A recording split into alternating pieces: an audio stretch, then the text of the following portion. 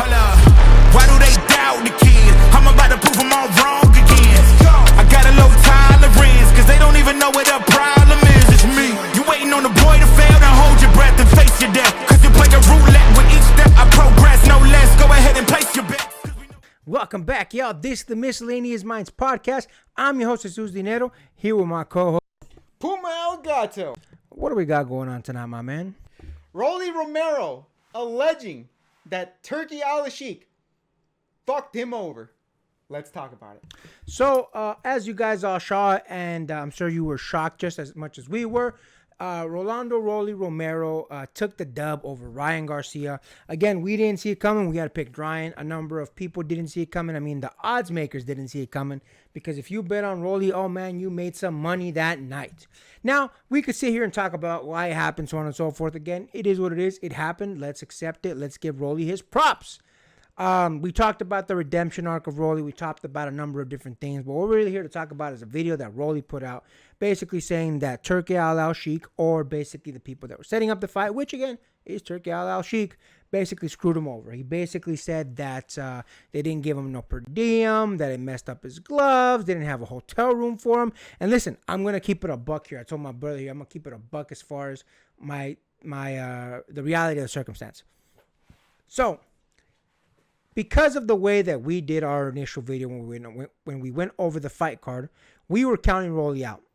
I think much of the world was counting Rolly out. To the point where they're like, why even give this man what we give every other boxer? And to be fair to Turki Al-Sheikh, it's one of those things where the man was clearly not doing good in his career. He was messing up. He was not doing so phenomenally as far as all of his fights. What's that guy's name? Ismael Barroso. Yeah, Ismael Barroso. The 40-year-old gentleman that was beating Rolly. His fight against Tank where he got knocked out. I mean, just so many things. So many things that unfortunately Rolly's career was looking like it was on the downhill. It was looking like he was getting ready to wind it up. This is the exact right thing that Rolly needed at the right moment. So, that being said, as far as him being screwed over, I kind of understand. Even though I don't agree with it, I'm not saying it's right by any means. I understand why people were counting him out because, again, being honest, I was counting him out.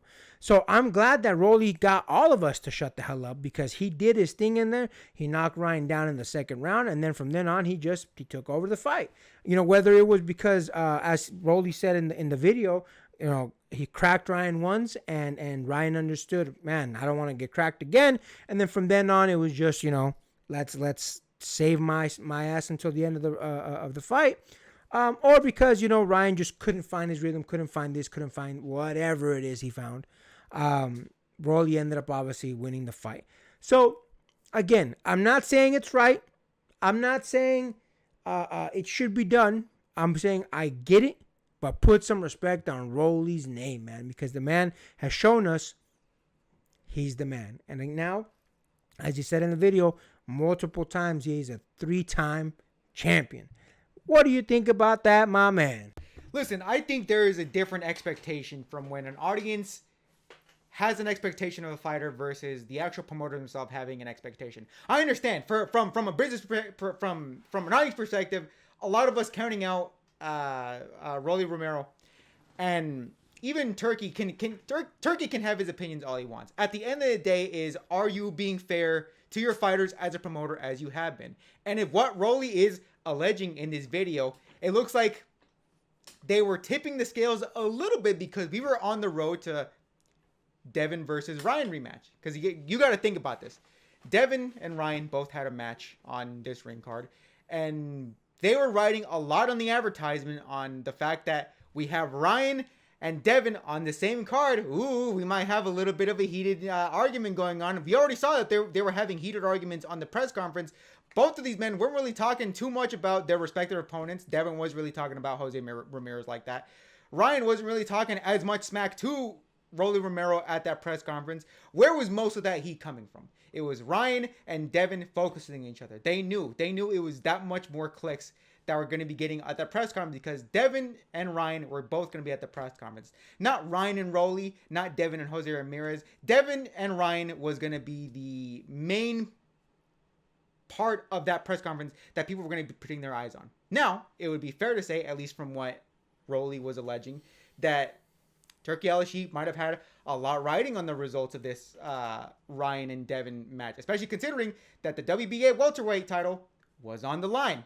What much more could you add more stoke to the fire of having a Devin and Ryan rematch by having another title be on the line?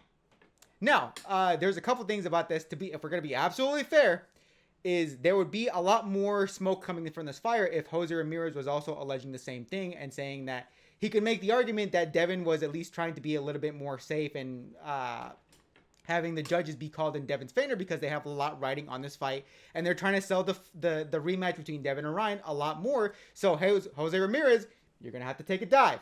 But Jose Ramirez hasn't been alleging that. It was mostly coming from Rolly Romero, which, to be fair, again, there would be more smoke to the fire if Jose Ramirez was saying that. But again, Rolly at least had a little bit of reason to be saying all this, because if what he's saying is actually true about them not paying for his hotel or his travel or putting his money in escrow, meaning that they were counting him out, it means that at the end of the day, even if they weren't riding on the possibility of a rematch between Ryan and Devin, the fact of the matter is they still kind of did him dirty as a fighter. Like, again, have your opinions about Rolly all you want, especially as a fight promoter. Not doing your fighters that well, especially coming from a promotion that's now going to be having Dana White be putting on the promotion for another Turki Al-Sheikh fight, which is the Canelo and Crawford match. It kind of reeks of Dana kind of putting in his ear like, yo, dog, you don't have to pay these fighters like that. Which, again, we talk all day, every day about Dana White not being fair to his fighters, but now we're going to give Turki a pass if what Rolly Romero is saying is true? Come on now. It's the same tactic, different sport, and all of a sudden we can't be playing favorite just because, it's Rolly Romero at the end of the day. I was like, no, we have to be absolutely fair to him as a fighter if what he's alleging is actually true. Yeah, man, I couldn't agree more. You brought up a good point. So yes, as fight fans, as fight watchers, we can have our opinion about this guy's career may be over or not. But as a promoter, if you have a contract with this fighter, which all promoters do, give them their money, pay them what they're their per diem, their gloves, so on and so forth. So yeah, you're 100% correct about that. That Turki has a responsibility to treat the fighters as fair as possible, regardless of even if he feels that they are on their way out or they're a nobody boxer and so on and so forth. So yeah, you're 100% correct about that. Listen, Rolly shut everybody up, including me. I'll keep it a buck. Rolly shut everybody up in the sense of he was being counted out. He messed up a phenomenal fight that I'm sure Turki, Ryan, Devin, that they were all counting on.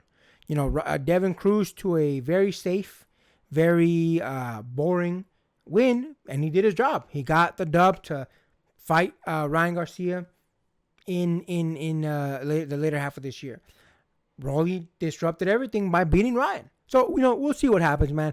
It'll be interesting to see what comes of this. But shout out to Rolly. Hopefully he gets more big fights because he deserves it. Hopefully he stays humble because I feel like that's what's really been helping him mentally. Hopefully he gets the right training. I know obviously for this fight he did move camps. So hopefully he sticks with this camp because it clearly paid dividends for him. We'll see what happens. But shout out to Rolly for making everybody realize that he's not out, even though a lot of us counted him out. And with that, make sure to like, comment, hate, subscribe, DM us about the bullshit, and until next time, get rest and stay blessed. We'll see you on the next one.